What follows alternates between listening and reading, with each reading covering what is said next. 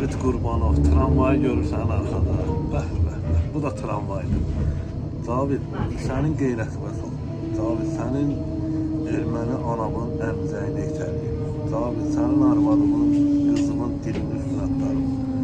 Sənin adamın gəlib mənlə Strasburgda görüşdü, 150.000 pul təklif elədi. Sonra sənin 10 videolu pozdurdu. Nə İlhamın, nə Mehribanın.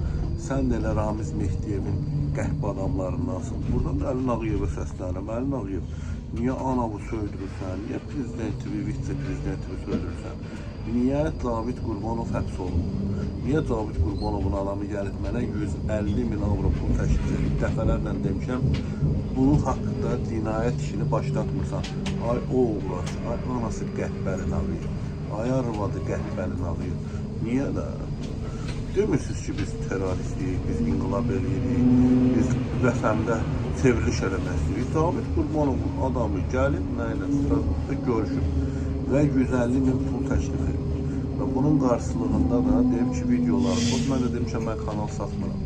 150.000 əzədə kanal satmıram. Mənim haqqım İbrahim Ekrəmin tərəfindən pozulubdur. Aydındır. Sonra da öz 10 videosunu pozdurub. Ona görə də bax, bu tramvayı David Qurbanovun erməni anasına itəliyirəm. 1000 video çəkəcəm David Qurbanov. And olsun Allah'ım. 90'dır, 95'dir, bilmirəm, şok tipdir. Və buradan Əlin Ağıyevə müraciət edirəm. Nə anamı söydür, nə prezidenti, nə də vitse-prezidenti. Gör David Qurbanovun arxasında dayanan Ramiz Mehdiyevdir, yoxsa yox. Ramiz olmasaydı İlhamı Mehribanı söydürməzdi. David Qurbanov, bax, tramvayları görürsən. Köhnə tramvay. İtələdim.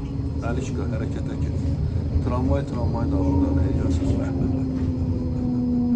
Xüsusi xidmət orqanları çox səmərəli işləyirlər. Həddindən artıq səmərəli işləyirlər.